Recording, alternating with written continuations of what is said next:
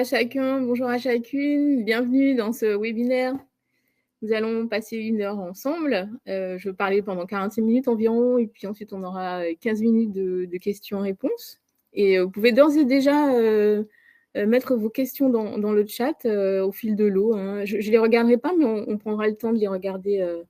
Je ne les regarderai pas pendant le webinaire, mais on les regardera à la fin. Il y aura Kelly qui est là déjà pour l'assistance technique. Donc, écoutez, on y va. Hein. Alors, moi, j'étais directrice générale dans une fédération d'associations. Donc, j'étais manager hiérarchique. J'étais aussi manager en transversal et en gouvernance partagée. Et j'ai animé beaucoup de réunions. J'en anime encore. J'en ai subi aussi quelques-unes et c'est la raison pour laquelle je me suis passionnée pour le sujet, parce que c'est une phase visible des dynamiques collectives. Aujourd'hui, je suis coach de manager et d'équipe, mais je suis aussi formatrice en management. Alors, j'aime bien travailler avec Gérézo, pour qui j'anime 3 formations, les fondamentaux du management d'équipe, l'entretien managérial individuel et la conduite de réunion. Alors, Gérézo a la particularité d'être à la fois un organisme de formation, de faire aussi du conseil et d'avoir une activité d'édition. Et il est à votre service, au service des organisations et de leurs collaborateurs depuis 40 ans. Alors, le programme, donc, on a un programme chargé, donc pendant cette heure. Et je vais d'abord vous présenter l'objectif et les postulats du webinaire. On va faire une inclusion. Je vais vous présenter pourquoi cette thématique de la conduite de réunion, et en tout cas des réunions d'équipe, et ce qui se cache derrière le thème de réunion. Et je vais vous présenter aussi 10 astuces divisées en 3 thèmes. Et j'aime bien particulièrement la 10e astuce. Vous allez voir, pour moi, elle est contre-intuitive. Vous allez me dire aussi votre avis. Et ensuite, on aura les questions-réponses et on fera la conclusion et une déclusion. Alors, l'objectif et le postulat du webinaire, c'est en fait, l'idée, c'est que je puisse vous transmettre des astuces qui vont être des points de repère pour vous en tant que manager. Et je vais aussi vous parler brièvement, mais de théorie sur la dynamique d'équipe. Ça va vous permettre de prendre de la hauteur sur ce qui se passe dans votre collectif. Parce que pour moi, on a besoin de théorie pour comprendre notre pratique, mais on a aussi besoin de pratiquer la théorie pour avancer, parce que sinon, si on ne fait que être dans la théorie, on n'avance pas. Donc, on va faire un équilibre des deux. Ensuite, je vais vous parler des réunions d'équipe. Alors, pour moi, à partir du moment où on est deux, il y a 2 personnes, le manager, son collaborateur, 2 collaborateurs, c'est déjà une réunion. Pour moi, c'est un mot fourre-tout, mais pour moi, c'est vraiment le cadre dans lequel je vous propose d'évoluer dans ce webinaire. Et mon objectif, c'est de faire en sorte que ces réunions d'équipe, qui sont peut-être un acte banal quotidien, qui est réalisé par habitude, ce soit vraiment un acte managérial dans lequel vous puissiez exercer votre leadership. Voilà, l'idée, c'est que en 60 minutes, on vous donne quelques astuces pour faire de vous un meilleur animateur. Alors, les postulats. Donc, j'ai imaginé que vous étiez manager, que vous gériez une équipe en mode hiérarchique, que je vous propose d'adopter l'esprit du débutant pendant ce webinaire, donc de regarder les astuces de façon neuve, même si ça fait longtemps que vous êtes manager, même si ça fait longtemps que vous animez des réunions, voilà, pour prendre peut-être 1% de ce que je dis et l'adapter à votre équipe, à votre culture d'entreprise, parce que de toute façon, c'est vous qui êtes l'expert de votre terrain. Alors voilà, je vous propose maintenant une inclusion pour savoir un peu comment vous arrivez. Donc, Kelly a lancé le sondage. Alors, comment vous arrivez dans ce début de webinaire?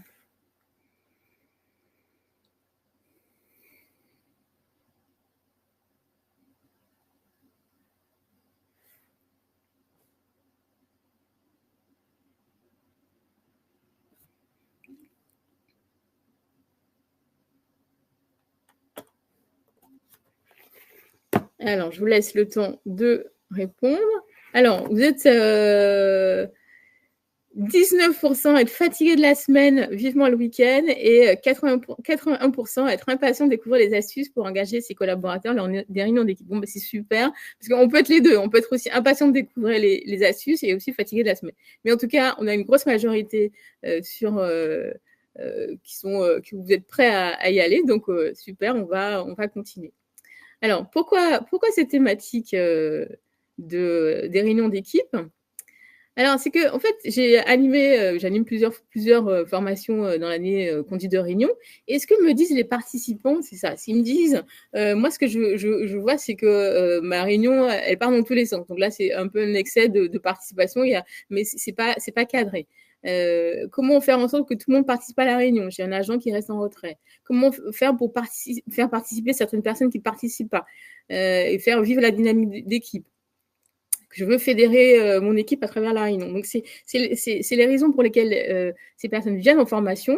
Et ce que je constate, c'est un paradoxe, c'est qu'en fait, on est un peu lancé dans le fait d'animer des réunions sans formation ni accompagnement, alors qu'en fait, animer une réunion, conduire ces réunions d'équipe, c'est un acte managérial fort. Et en fait, c'est quelque chose d'important. Et en même temps, on n'est pas accompagné ou formé.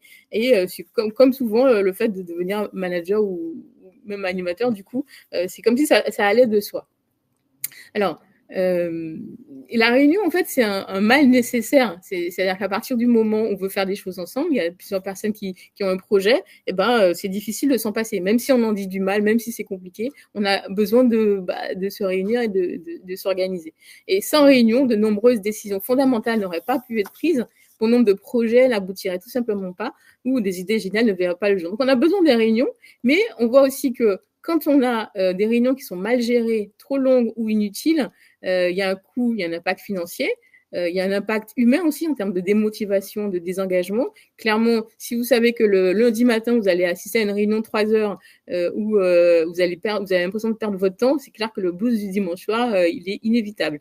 Et donc, et puis ensuite, il y a un enjeu managérial aussi, puisque quand on conduit une réunion en tant qu'animateur, on est animateur et manager.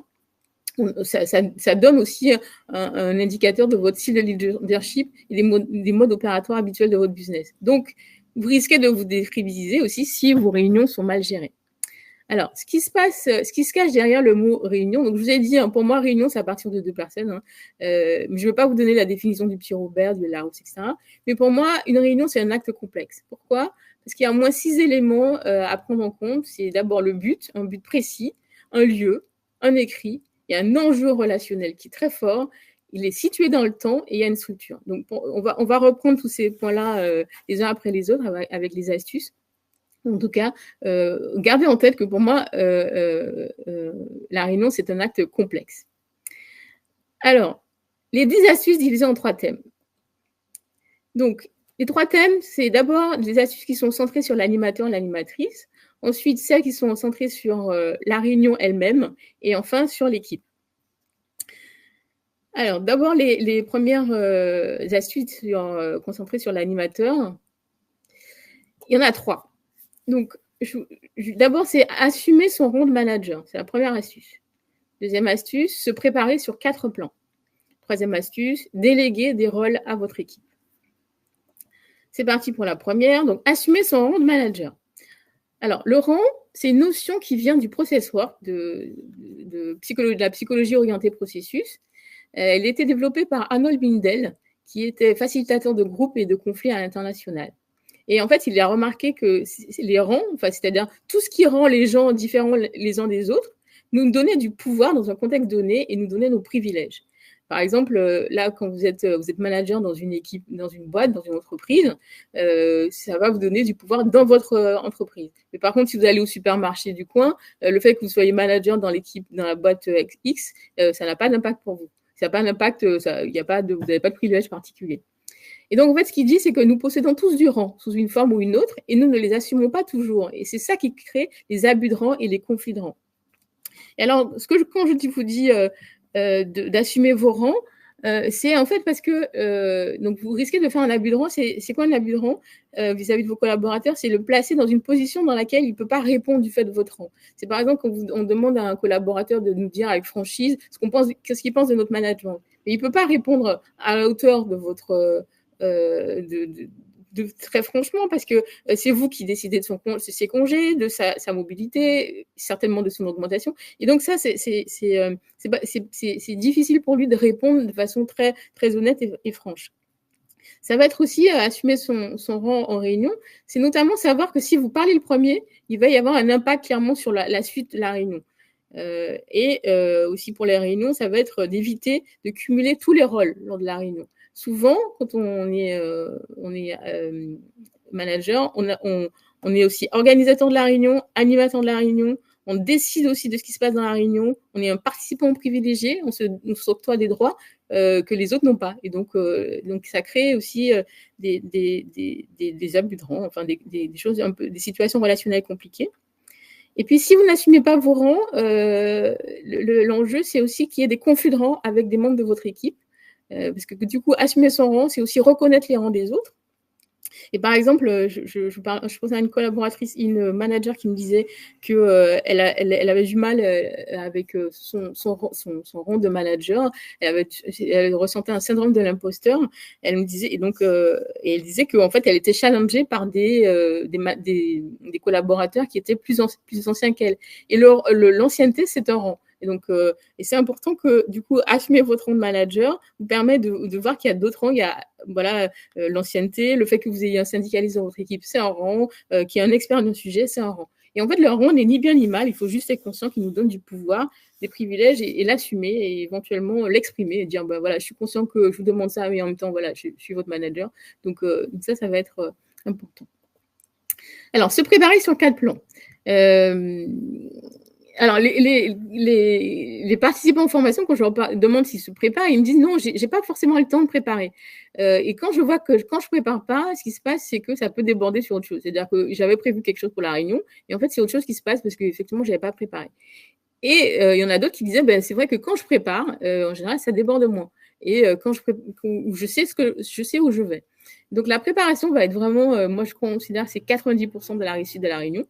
Donc, il y a une préparation qui est d'abord technique. C'est le premier point. Mais ça, vous n'avez pas besoin de moi pour savoir qu'il faut installer la salle, avoir le matériel. Enfin, voilà. Donc, ça, on va passer. Il y a aussi une préparation sur le fond et la forme. Alors, sur la forme, on va en reparler dans les astuces d'après, donc je ne veux pas insister maintenant. Mais en tout cas, sur le fond, c'est important que vous ayez le temps de préparer l'objectif de votre réunion. C'est aussi une des astuces qu'on va voir tout à l'heure. Et le contenu des sujets et des thématiques. Vous potassez votre sujet. Alors, je ne vous ai pas dit qu'en tant que coach, j'anime, j'observe des réunions de managers et je leur fais des feedbacks après sur comment ils animent les réunions. Et récemment, j'ai assisté à un atelier qui était animé par 2 managers. Et en fait, dès le début, ils ont dit on n'a pas eu le temps de se coordonner, on n'a pas eu le temps de préparer le sujet, on ne sait pas, voilà, bon, on va faire comme ça. Là. Et vraiment, clairement, ça a donné une impression d'amateurisme et ça a vraiment contribué à ce que les participants se désimpliquent. Votre préparation sur le fond et la forme va être très, très importante. Il y a un angle mort en général quand on parle des réunions, c'est pour moi la préparation émotionnelle. C'est quoi la préparation émotionnelle? C'est se dire que je prépare comment je suis à l'intérieur de moi avant la réunion. J'aime bien cette phrase de William O'Brien, qui était un grand PDG. Il disait « Le succès d'une intervention dépend de la condition intérieure de l'intervenant ». Et donc, ce qui va se passer, c'est que vous allez prendre le temps, avant la réunion, de vous dire, c'est quoi vos ressentis sur le sujet? Par exemple, vous allez dire, il y a des petites voix en vous qui vont dire, ce sujet, il est vraiment pourri, je ne sais pas comment on va se sortir, c'est l'international qui nous l'impose, ou le siège, et je sens que ça ne va pas marcher, c'est un truc vraiment bizarre. Donc ça, c'est important que vous le sachiez à l'avance, plutôt que de l'avoir en back office, là, et du coup, que ça va se révéler pendant la réunion. Ou ça va être aussi ce que vous pensez des membres de votre équipe. Vous dites, alors là, sur le sujet un tel, je sens que Achille va faire la gueule, ça va être plus compliqué de traiter ça. Enfin, voilà. Et ça va être aussi peut-être des ressentis sur la salle, sur l'heure de la réunion, etc. Et donc tout ça, ça va être important de le mettre à jour en vous, d'en être conscient pour pouvoir trouver des leviers d'action, pour voir si vous ne pouvez pas opérer un changement. Donc, préparation émotionnelle, c'est d'abord explorer vos ressentis, mais c'est aussi créer un sas entre 2 activités.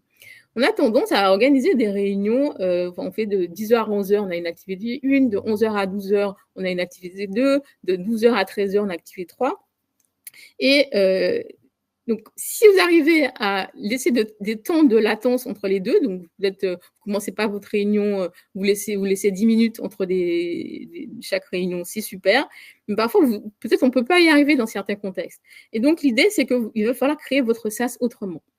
Donc, ça va être de prendre le temps avant, par exemple, dans le couloir, en allant à votre réunion ou entre deux visios, ça va être de se dire comment je me sens maintenant. Je quitte cette réunion, comment je me sens maintenant, comment j'aimerais vivre la réunion d'après, ou le temps ou l'activité d'après, et comment je peux changer mon état d'esprit, mon état émotionnel, pour ne pas contaminer la réunion d'après et pas traîner quelque chose, une mauvaise expérience dans une première réunion, dans une deuxième, dans une troisième, et du coup toute la journée, même jusqu'à chez vous. Et moi, ça m'est arrivé quand j'étais manager. Je me rappelle très bien, je sortais d'une négociation très difficile.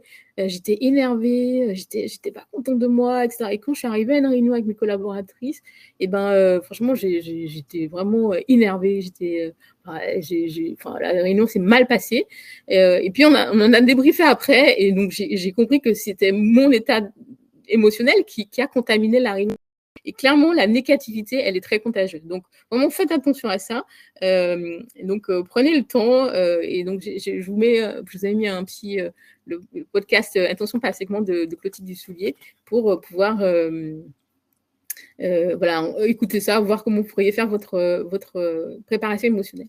Il y a aussi la préparation relationnelle, donc tout ce que vous pouvez percevoir et savoir des ressentis de vos collaborateurs, et vous allez pouvoir désamorcer avant la réunion, avec l'astuce 10 notamment, et on va la voir tout à l'heure, et dès le début avec doigté, donc vous mettez les pieds dans le plat, donc vous allez pouvoir en parler.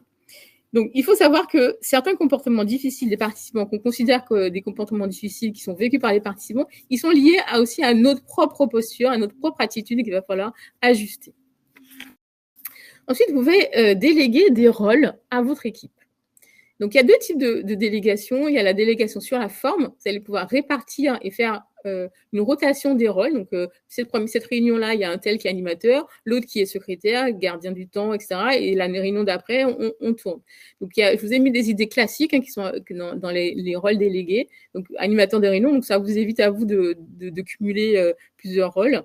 Gardien du temps, pousse décision pour faire en sorte que les décisions soient prises, qu'on ne parle pas juste dans l'air. Et puis d'autres idées que vous allez pouvoir aussi imaginer en fonction de votre contexte, de votre équipe, de vos besoins d'organisation. Et la délégation va permettre que votre réunion passe d'une réunion statique où tous les participants sont là de façon un peu sans action, à une réunion quelque chose de plus dynamique. Et comme toute délégation, évidemment, ça se prépare, ça s'annonce et ça s'accompagne. Alors, une deuxième délégation, c'est la délégation sur le fond. Et donc, c'est pouvoir d'inclure dans l'ordre du jour des temps de présentation d'une thématique, et donc de donner du rang à des collaborateurs. Moi, je vois souvent des managers qui abordent des sujets, qui présentent des thématiques, alors qu'en fait, il y a des gens, des collaborateurs dans la salle qui sont plus compétents qu'eux et qui connaissent le sujet. Donc, ça va être important aussi de valoriser et de reconnaître les talents des membres de votre équipe dans vos réunions. Donc, l'idée, c'est que la réunion ne repose pas uniquement sur vous. Alors ensuite, on a vu 10 astuces. On a vu les astuces liées à l'animateur. Donc, 3 astuces. Donc, assumer son rôle de manager, se préparer sur 4 plans et déléguer des rôles à son équipe. Sur les astuces concernant la réunion elle-même. Donc, il y en a 4. Donc, d'abord, définir la raison d'être de la réunion, structurer sa réunion dans le temps, prendre des décisions claires et précises, et diversifier les techniques d'animation et les formats. Alors, définir la raison d'être de la réunion. Donc, il peut y avoir différents objectifs à une réunion. Donc, je vous les ai mis là. En général, on peut donner des informations. Donc, on a eu une réunion, il y a une réunion de CODIR, et donc on va transmettre à ses collaborateurs ce qui s'est dit. On peut recueillir des informations. Donc, on a des réunions de projet, chacun a des projets, et donc vous allez recueillir les informations.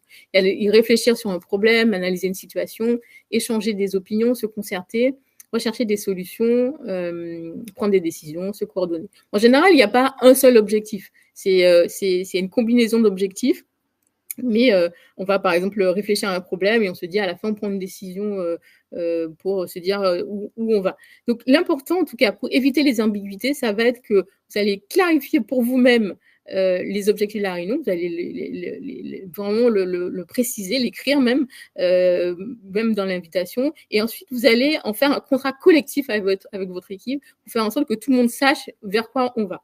Parce que souvent, une réunion qui dérape, c'est parfois une rencontre, on n'a pas bien cadré les objectifs et les sous-objectifs, on ne sait pas vraiment pourquoi on est là.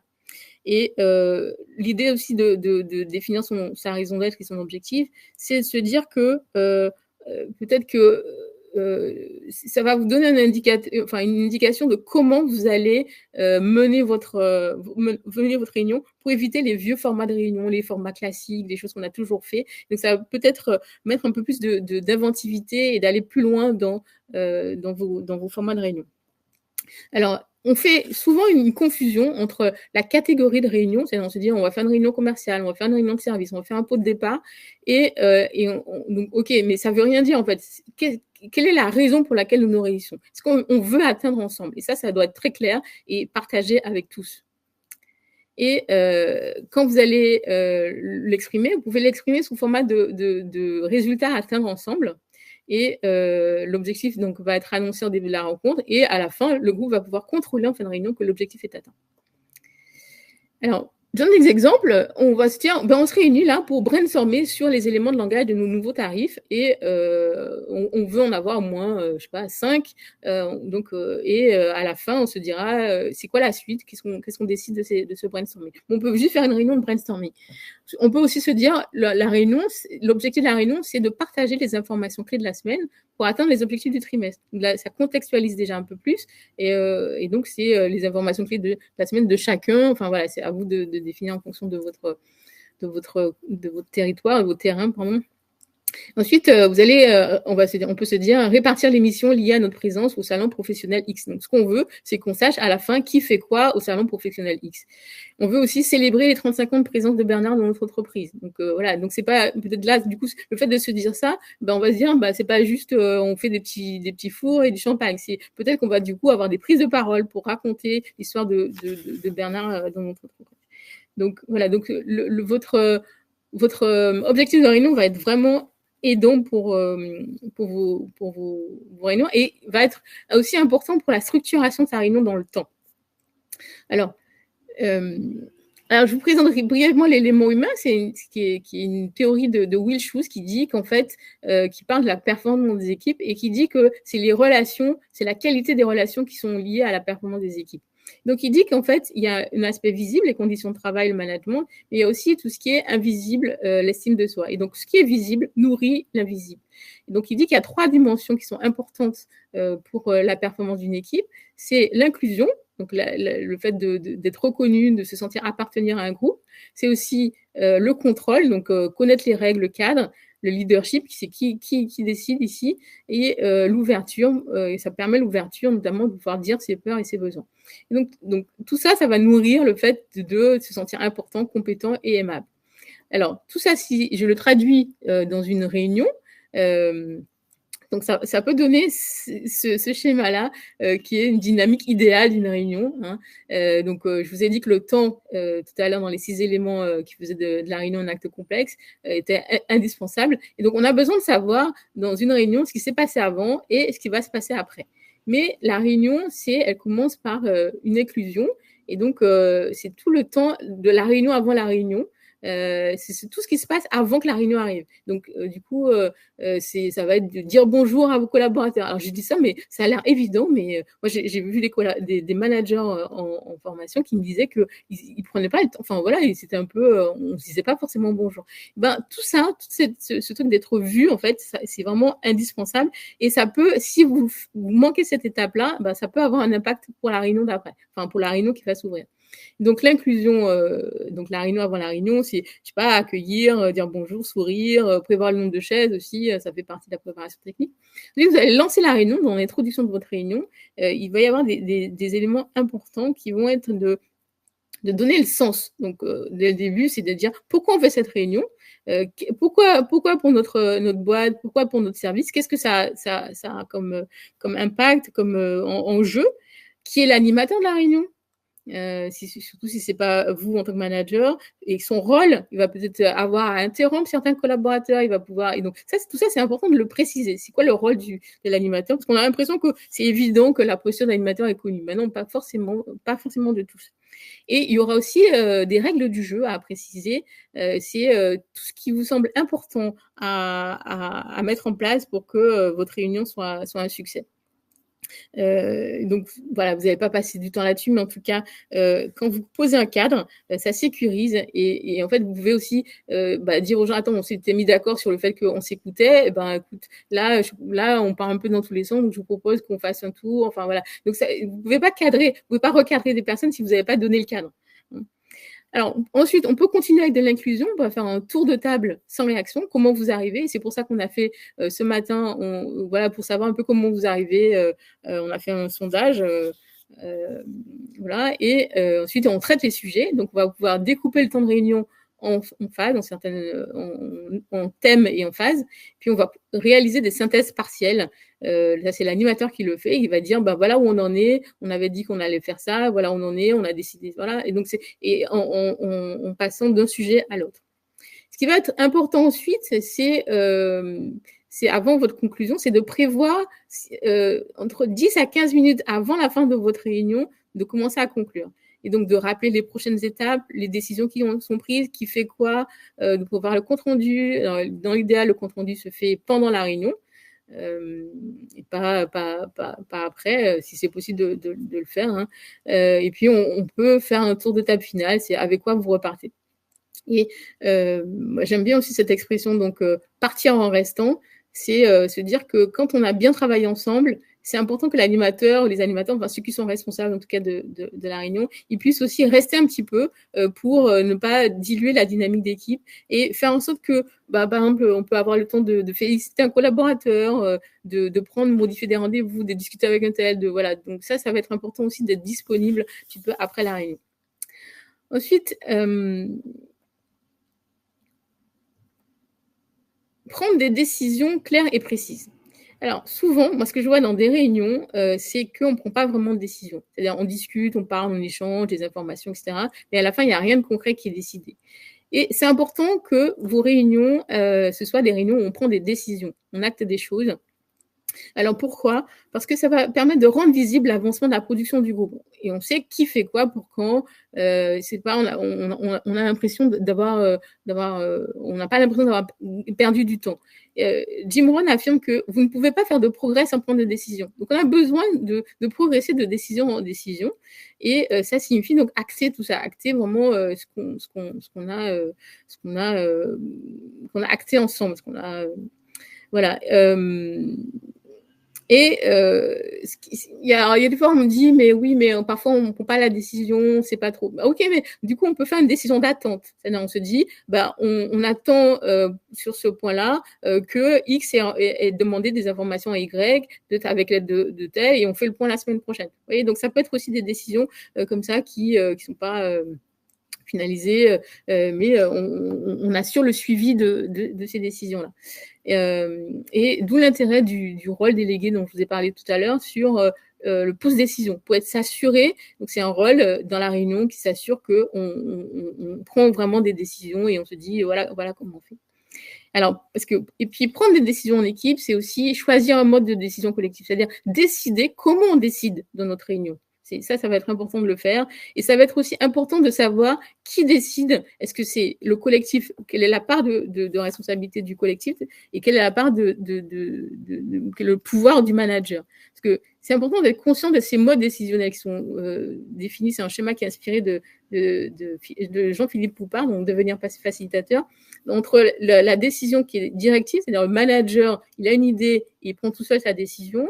Le participatif, le mode participatif, où c'est le manager, il a une question, il réunit son équipe qui brainstorm, et au final, c'est lui qui prend la décision. Ça, c'est le mode participatif.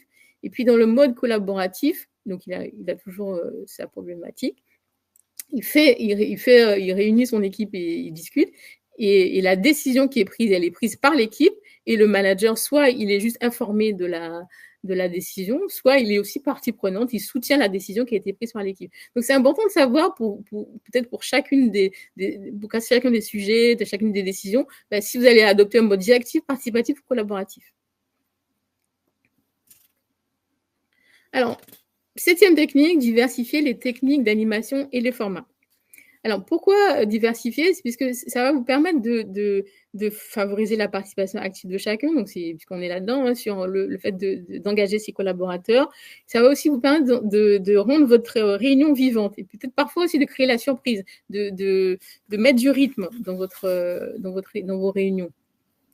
Donc voilà quelques idées de diversification. Vous pouvez diversifier d'abord les techniques d'animation. Donc ça va être par exemple des techniques. Vous allez regarder, si vous cherchez ces techniques-là, vous allez les trouver facilement sur Internet. Donc la méthode des 6 chapeaux.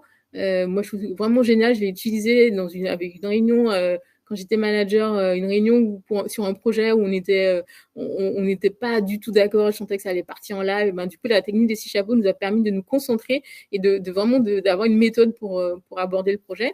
Et le forum ouvert, le brainstorming aussi, qui répond à des règles précises, le brainstorming, et puis le management visuel pour si vous avez une réunion, vous allez pouvoir clairement voir en fait où vous en êtes, utiliser vraiment les aspects visuels. Ensuite, vous pouvez aussi varier les outils d'animation. Dans votre réunion, c'est important de ne pas faire que du questionnement. Questionnement, on connaît, mais ça peut être aussi de laisser du silence. Quand vous avez posé une question, de faire des reformulations, de dire, OK, là, on en est là. Donc, toi, tu dis que on fait comme ça. Toi, tu parles plutôt comme ça. OK, voilà. Est-ce qu'il y a d'autres idées? Ensuite, de faire des synthèses partielles. Je crois que c'est vraiment crucial de faire le point, surtout si vous n'avez pas le même sujet, c'est pas le même sujet pour toute la réunion, de se dire, OK, voilà où on en est, on a décidé ça, voilà où on en est, est-ce qu'il y a d'autres points, etc. Ouais, vraiment de marquer le point où on en est. Ensuite, vous pouvez aussi varier les modalités du travail en groupe. Donc là, ça va être aussi important de voir comment vous adaptez votre implication. Soit elle peut être faible, elle peut être moyenne, forte, très forte. Vous allez équilibrer entre travail, réflexion individuelle préalable. Vous pouvez laisser du temps à vos collaborateurs pour réfléchir tout seul pendant 5 minutes sur le sujet.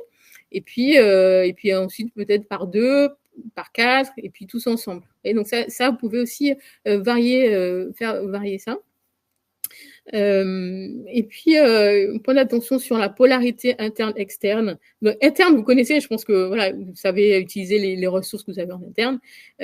Moi, je vous propose aussi de discerner à quel moment vous avez besoin de faire appel à de l'externe. Moi, je me rappelle d'un projet qu'on avait, c'était un gros projet de l'année, et la situation était hyper tendue entre nous, on s'entendait plus, enfin, on n'arrivait pas à avancer, on n'était pas d'accord, et au moment on se dit mais attends, l'événement approche et on n'arrive pas à se mettre d'accord. Et en fait, ce qui s'est passé, c'est que du coup, j'ai fait appel à un facilitateur externe qui nous a fait travailler sur le projet pendant 2 heures, et en fait, ça a été vraiment un élément capital pour débloquer la situation, et du coup, à la fin, on a compris qu'on avait peur, et on a pu échanger sur nos peurs, et voilà, le projet a été relancé et nos relations étaient beaucoup mieux. Donc vraiment discerner quand vous avez besoin d'externes. Et puis, vous pouvez aussi faire appel à des experts de l'extérieur, à des experts thématiques pour vous inspirer aussi, et puis ou des experts plus par exemple, je pense à un exemple où nous on est intervenu aux côtés d'un chef de projet dans un projet de transformation, et ça nous permettait de gérer les conflits dans les réunions de copil. Et donc du coup, au lieu que les réunions de copil ce soit juste des réunions un peu ronronnantes où on parle de tout sauf des vrais projets, des vrais problèmes, du coup on traitait vraiment les conflits, les problématiques dans la réunion avec l'aide du facilitateur, du coach d'équipe. Alors voilà, on a vu les astuces centrées sur l'animateur, l'animatrice, les astuces centrées sur la réunion elle-même. Et maintenant, on va aborder les astuces centrées sur l'équipe. Et donc, je vous rappelle que pour la réunion, il y en avait 4. Définir la raison d'être de la réunion, structurer sa réunion dans le temps, prendre des décisions claires et précises, diversifier les techniques d'animation et les formats.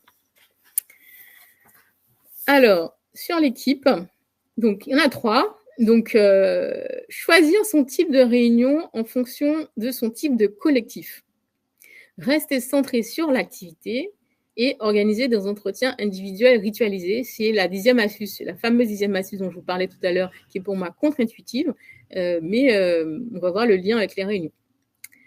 Alors, individuellement, nous sommes une goutte d'eau, ensemble, nous sommes un océan. Donc, c'est une jolie citation qui nous permet de voir qu'en fait, tous les collectifs ne sont pas pareils. Donc, choisir son type de réunion en fonction de son collectif, c'est se dire que on a... en fait, il y a 4 types de collectifs de travail. Donc, j'ai insisté plus sur j'ai détaillé davantage équipe et groupe. Vous allez voir, juste en bas, en petit, j'ai mis communauté qui est à peu près 50 personnes et le réseau 150 personnes. Donc, je ne veux pas m'étendre là-dessus parce que je ne pense pas que ce soit dans votre cas. En tout cas, sachez qu'il y a une différence entre une équipe et un groupe. Une équipe, c'est 3 à 6 personnes qui travaillent quotidiennement ensemble. La communication est fréquente, les compétences sont complémentaires, elles travaillent sur le même objet, l'interdépendance est forte. Elles ont besoin les unes des autres pour fonctionner. Ça va être par exemple une équipe chirurgicale. On a besoin qu'un tel fasse son boulot pour que je puisse faire le mien. Ensuite, on a une réunion, une collectif qui est plutôt un groupe, c'est à peu près 5 à 15 personnes. On a un but commun, mais on a des interactions qui sont moins fréquentes. On a parfois les mêmes rôles ou des rôles complémentaires. Et là, dans ce cas-là, les membres du groupe n'ont pas besoin de collaborer étroitement, ils ont seulement besoin d'une certaine coordination par un responsable. Donc, on voit dans le schéma là que dans le groupe, il y a le responsable au milieu et il fonctionne en étoile avec les membres de son collectif, donc le responsable. Et les communications peuvent se faire aussi. On voit qu'entre 2 individus ou 3 individus, il peut y avoir des relations. Et donc ça va être important d'avoir conscience de ça et de repérer si votre collectif, c'est une équipe ou un groupe, pour éviter que vous ayez un management d'équipe avec un groupe. C'est-à-dire par exemple, donc là évidemment, je ne vais pas vous dire il faudrait faire cette réunion, mais en tout cas, ça va vous guider un petit peu pour savoir quelle réunion il faut faire. Si votre collectif est une équipe, c'est sûr qu'il va falloir faire des briefs réguliers, donc pas forcément très longs. Donc, bon, ça, j'imagine, vous le savez déjà, hein, je ne pense pas que vous m'ayez attendu pour faire ça, parce qu'on a besoin des autres pour fonctionner. Mais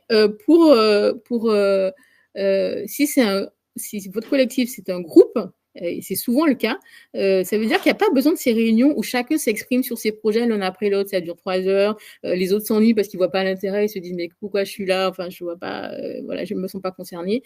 Et donc il y a quelque chose à réinventer, à inventer pour votre collectif.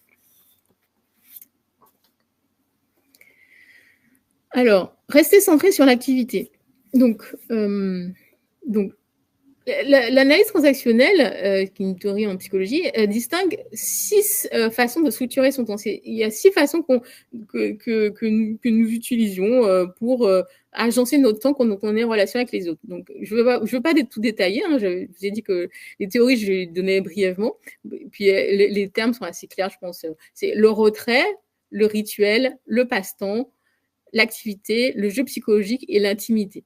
Voilà, si vous avez des questions, je pourrais revenir dessus, mais c'est vraiment pour vous dire que l'activité est un élément central de la structuration du temps. Et qu'est-ce qui se passe si on n'est pas centré sur l'activité? C'est ça, là, ce qui se passe.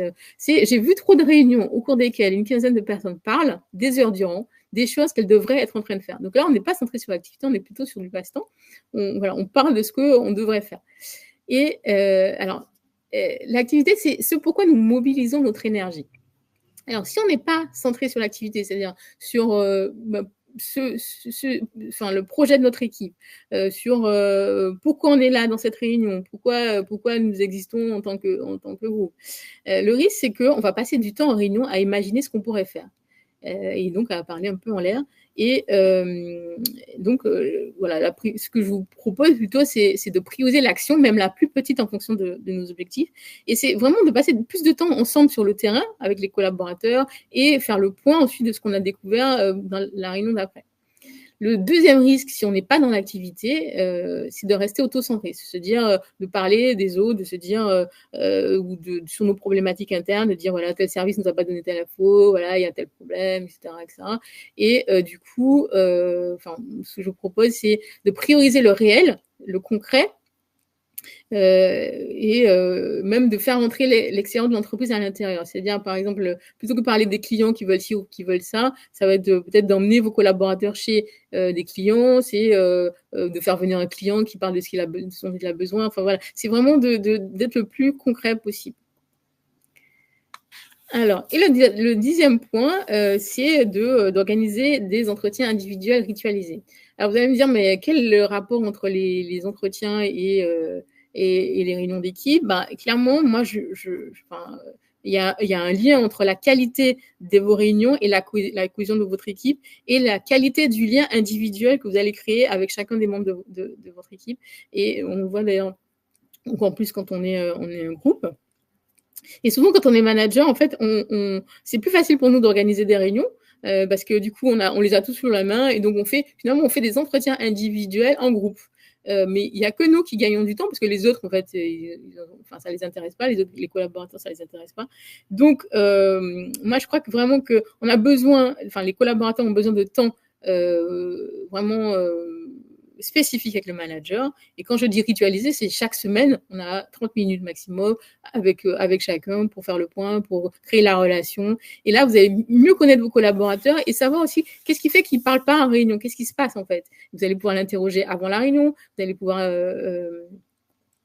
prendre la température d'une décision, d'un projet avant la réunion, et ça va donc du coup les entretiens individuels réguliers vont venir en complémentarité des réunions. Donc ça va être tout bénéf pour vous. Voilà, et écoutez, moi j'ai terminé sur mes 10 astuces. On a parlé des astuces qui sont liées à l'équipe. Donc il y en avait 3. Choisir son type de réunion en fonction de son type de collectif, rester centré sur l'activité, organiser des entretiens individuels ritualisés. Et peut-être déjà, je peux vous dire que pour moi, la 11e astuce, c'est de se former sur la conduite de réunion parce que du coup, on peut pratiquer en toute sécurité. Parce que du coup, dans notre rang, avec notre rang de manager, c'est rare que les collaborateurs vous disent la réunion, elle n'est pas terrible, je m'ennuie un peu. Enfin voilà, c'est rare qu'on ait ce feedback-là. Et donc, ça peut être intéressant de pratiquer en toute sécurité dans une formation de conduite de réunion. On va en parler tout à l'heure. On a vu ces 10 astuces et maintenant, on va passer au temps de questions-réponses. Alors, je vais regarder le chat.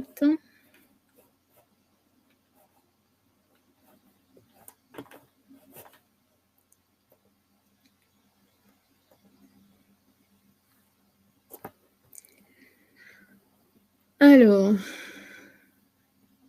donc, où placez-vous un comité de direction de 9 personnes? En général, pour moi, un comité... En fait, bon, c'est difficile pour moi de dire comme ça sans vous connaître, sans pouvoir analyser la chaîne de valeur entre vous. Mais en général, le comité de direction, ce sera un groupe.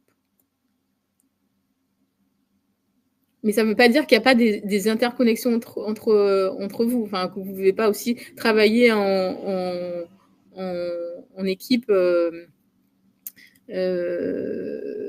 Vous n'avez pas besoin aussi d'interaction. 2-3 personnes parmi les 9 ont besoin d'échanges les unes avec les autres. Vous voyez, donc ça n'exclut pas ça en fait.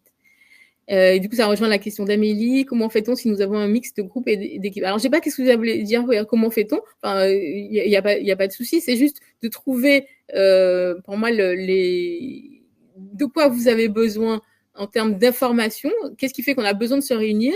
Et peut-être qu'il y aura des temps de l'équipe.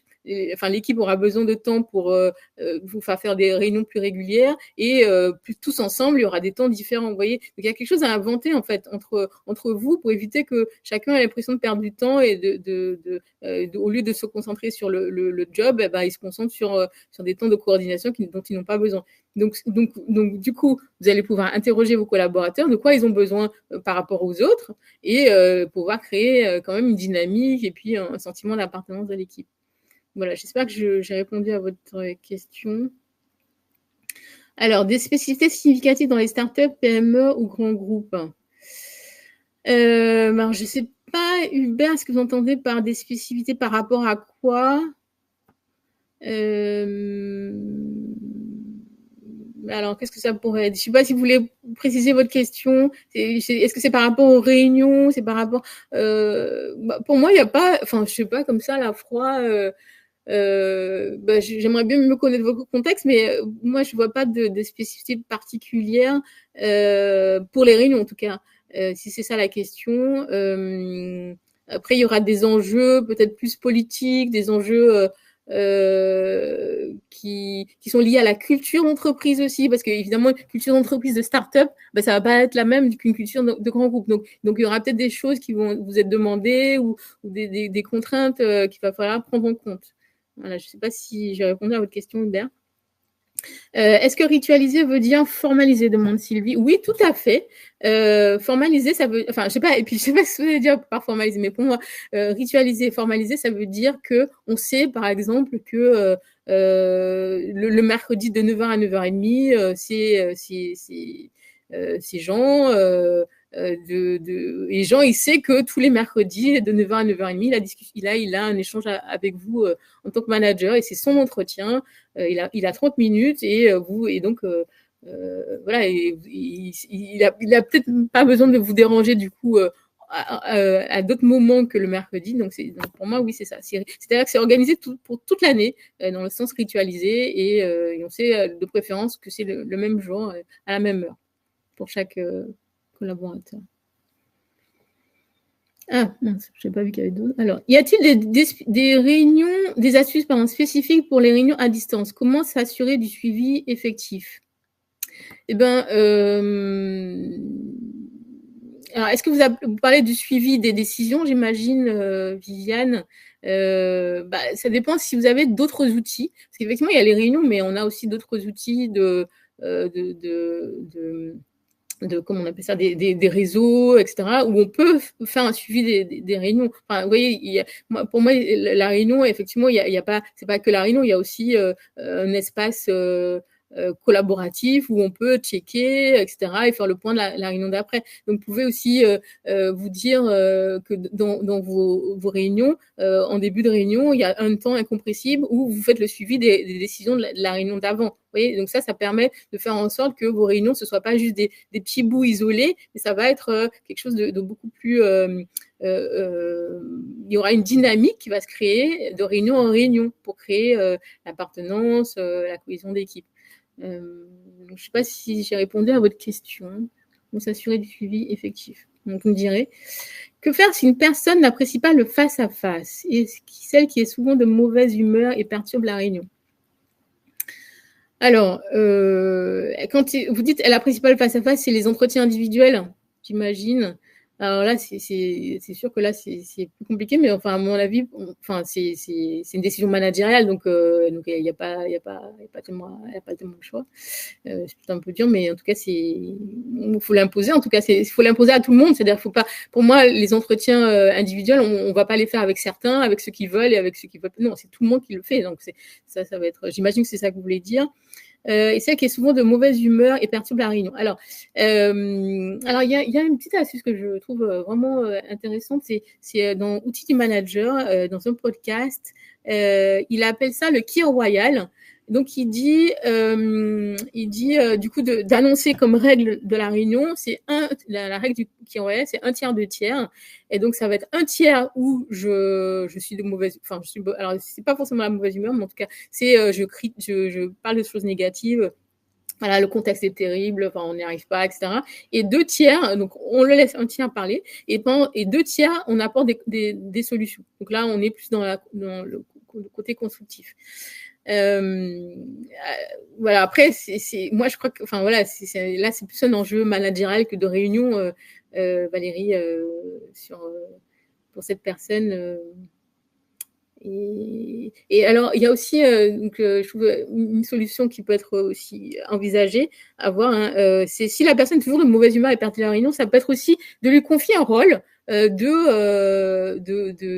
comment on peut appeler ça, je sais pas, idées négatives, enfin idées risques pour le projet. Et donc on lui demande chaque fois, écoute, dis-nous ce que tu en penses, enfin quels sont les risques pour le projet. Et donc il va vous dire, enfin voilà, on aborde le sujet, quels sont les risques, et il va dire ouais ben. Ouais, donc vous saisissez de sa mauvaise humeur et du fait qu'il voilà, qu'il voit toujours tout en négatif pour en faire une force. Alors voilà, je ne sais pas si ça peut marcher chez vous, en tout cas, je vous la donne. Si ça peut être utile pour vous. Alors, Hubert, les réunions de 14 heures pour digérer égale à éviter. Ah, les réunions à 14 heures, je suppose que vous voulez dire. Eh ben, franchement, si c'est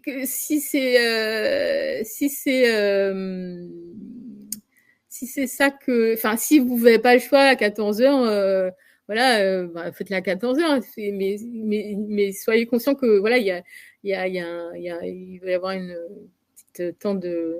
Et puis, enfin, franchement, ça dépend vraiment de la réunion. Parce que si c'est un atelier à 14 heures, franchement, si c'est vivant, etc., il n'y a pas de problème. Si c'est une réunion qui va durer 3 heures, qui est ronronnante, ou c'est un monologue de l'animateur, du manager, franchement, là, c'est sûr que ça ne va pas être. Vous voyez, je pense que c'est difficile de donner des règles générales. Moi, je pense que ça dépend vraiment de la réunion que vous allez faire. Hein. Voilà, voilà, donc je ne sais pas si ça vous aide. Est-ce que vous auriez une inclusion à partager rapidement, quelque chose d'original pour 12 personnes d'écouter? Alors, franchement, moi, je crois, mais c'est vraiment peut-être vraiment que moi, c'est que si on n'a pas appris à faire l'inclusion, c'est très compliqué. Donc moi, je crois pas du tout aux icebreakers, aux trucs qui sont originales, ou enfin, on fait des choses, parce que ça peut être vraiment un risque pour vous, c'est-à-dire que vous pouvez mettre les gens en difficulté. Quand vous voyez, je parlais d'inclusion contre l'ouverture, souvent les icebreakers, ils sont de l'ordre de l'ouverture. Et tant qu'on n'a pas fait d'inclusion, c'est compliqué d'aller dans l'ouverture. Donc pour moi, franchement, ce que je vous ai dit tout à l'heure, c'est vraiment c'est un tour de table avec comment vous arrivez maintenant. Il n'y a pas de réaction, c'est-à-dire on dit pas ah ouais t'es fatigué, ah oui moi aussi. Non, il n'y a pas de réaction, c'est-à-dire chacun pose sa parole et dit comment il arrive en réunion par rapport à ce projet ou ce sujet, voilà, comment il arrive aujourd'hui. Ben, il va dire, il y en a qui va dire, moi, je suis inquiet parce que j'attends un mail important, etc. Bon, ok, merci. Vous voyez, donc c'est vraiment un tour de table où chacun dit comment il arrive là, comment il est maintenant. Moi, je vous proposerais déjà que ça, parce que vraiment le risque, c'est déjà de faire une animation avec laquelle vous n'êtes pas à l'aise et qui va se retourner contre vous. Parce que pour moi, si c'est pas une vraie inclusion, c'est-à-dire c'est déjà de l'ouverture, vous demandez aux gens de dire, je sais pas, de parler d'eux, etc. Eh ben, vous risquez de faire quelque chose qui soit contre-productif. Alors, écoutez, j'ai l'impression qu'on a fini. Plus de questions.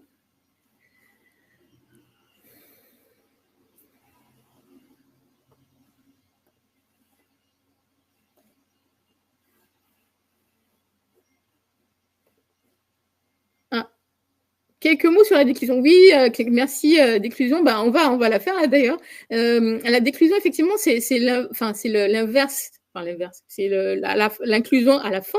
Et donc, ça va être de se dire, comme l'inclusion, ça va être de dire avec quoi vous repartez de cette réunion, de ce webinaire. Donc, on va le faire tout à l'heure ensemble. Là. Et c'est pareil, c'est la règle. Vraiment, je pense qu'il faut expliquer le sens. Même pour l'inclusion, c'est-à-dire c'est vraiment se dire, on dépose en début de réunion ce qui s'est passé avant et on se relie au sujet de la réunion. Donc ça, c'est important de le dire aux gens et qu'il n'y a pas de réaction. C'est pas une discussion, c'est pas un débat. Chacun parle à tour de rôle de façon brève et dit vraiment comment il se sent là, etc. Et pareil pour la déclusion, je dis, ça peut être un mot, ça peut être une phrase, voilà, moi je suis content parce qu'on a pu avancer sur ce projet. Ok, super, merci. Et puis on passe au suivant. Vous voyez, c'est un tour de table comme ça, sans réaction. Ça vous permet de prendre la température de votre réunion, de savoir un peu comment les gens arrivent. Et du coup, l'importance de partir en restant, parce que si par exemple, moi je me rappelle d'une réunion où à la fin, c'était un gros projet, et à la fin, il y a quelqu'un qui a dit, moi, je me suis sentie mal, moi j'avais pas vu ça en fait. Et donc du coup, j'ai pu prendre du temps avec elle pour comprendre ce qui s'est passé. Mais du coup, on l'a pas traité devant tout le monde, mais en tout cas, elle a pu le déposer. Et parfois, souvent, le fait juste de le déposer, ça suffit, vous voyez. Donc ça c'est voilà, ça peut être une astuce. Mais encore une fois, peut-être ça va me donner l'idée pour la conclusion, c'est de vous dire que voilà, c'est des astuces qui sont générales. Je vous connais pas, je connais pas votre contexte. Donc, choisissez des astuces qui vous semblent les plus évidentes pour les mettre en pratique, et puis intégrez-les au fur et à mesure. Voilà, et en vous protégeant vous, en protégeant votre équipe. Vous voyez, l'idée, c'est pas de faire des choses qui sont pas du tout adaptées à votre culture d'équipe, d'entreprise. Voilà, allez-y mollo. Et en tout cas, faites attention aussi à votre rôle manager, c'est-à-dire vous allez dire ouais, j'ai un truc génial, j'ai découvert un truc en webinaire, on va faire ça. Bah, attention, parce que du coup, vous allez imposer quelque chose qui n'est pas forcément adapté. Donc vraiment, allez-y, vraiment. Voilà, en vous protégeant pour pas faire des choses qui sont inadaptées et qui vont vous mettre en difficulté. Eh ben, écoutez, je n'ai pas d'autres questions a priori. Voilà. Eh ben, voilà, la conclusion, je vous l'ai dite déjà, c'est choisissez une astuce qui vous semble des astuces qui vous semblent les plus évidentes, parce que c'est en pratiquant que vous allez apprendre, mais vraiment en vous protégeant aussi, en faisant pas des choses qui sont pas adaptées. Et puis voilà, mettez pas tout en place en même temps. Allez-y mollo. Et puis vraiment avec vos entretiens individuels, comme si vous les mettez en place comme je vous propose, et ben du coup ça va vous permettre de savoir un peu, de tester, de voir, d'avoir des retours. Ah oui, j'ai une newsletter qui s'appelle Outlook pour en finir avec les réunions inutiles. Donc, si vous avez envie de continuer à parler de réunions, enfin, en tout cas, à lire des choses sur les réunions, vous pouvez prendre le QR code ici. Et les formations conduite de réunion, donc qui sont proposées par G-Réseau. Donc on peut les faire en inter, et puis en intra aussi, donc voilà, avec d'autres entreprises ou chez vous. On peut aussi, je vous ai dit que G-Réseau avait 3 activités: conseil, édition et formation. Donc là, formation, j'en ai parlé. Conseil, on peut aussi vous faire un accompagnement sur mesure de type coaching, avec une immersion dans votre service pour voir comment vous pratiquez vos réunions et vous faire des préconisations de transformation. Voilà, et en attendant, pour la partie édition, en attendant mon livre sur les réunions. Voilà. Ah oui, deux témoignages de managers qui sont venus en formation. Donc Fadila, vraiment, ça m'avait beaucoup touchée. Elle dit c'est la formation que j'attendais, sans savoir que j'en avais besoin. Mes collaborateurs ont remarqué le changement positif et moi, je me sens carrément mieux dans mes animations de réunion. Formation qui change la vie. Et Mélène qui dit ma N+1 a été bluffée du avant-après cette formation. J'ai compris que je pouvais être moi-même en réunion sans essayer de devenir quelqu'un d'autre, ce que je faisais avant. Moi-même en réunion en tant qu'animatrice. Et je recommande cette formation. Voilà. Eh ben, écoutez, je vérifie quand même qu'on n'a pas d'autres questions. Non. Ben, merci beaucoup à tous. J'espère que vous avez quelques astuces là dans votre package. Et je vous propose de répondre à la question dans le chat. Partagez une chose avec laquelle vous repartez. Quelle est une chose que vous avez retenue de cette heure ensemble?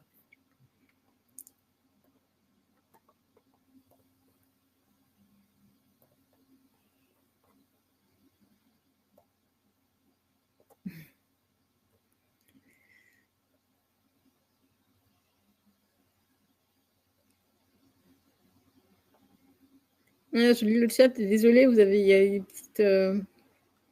un petit bug, effectivement.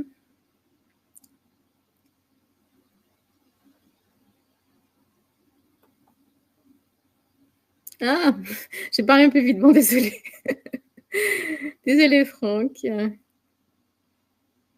Oui, c'est vrai, merci Kelly, effectivement, j'avais besoin de...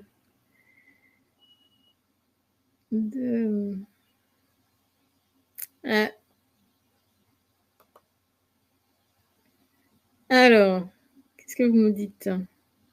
Déléguer les rôles, ça c'est entre 2 activités, la délégation, préparation relationnelle. Se concentrer sur l'activité pour éviter les passe-temps. Ouais, super. Une coupure, ouais.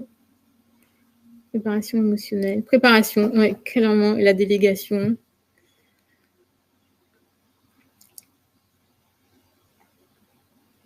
Super. Super, bah, merci beaucoup. Merci de votre participation, de vos questions pertinentes et je vous dis à bientôt. Merci à vous et puis on garde le contact.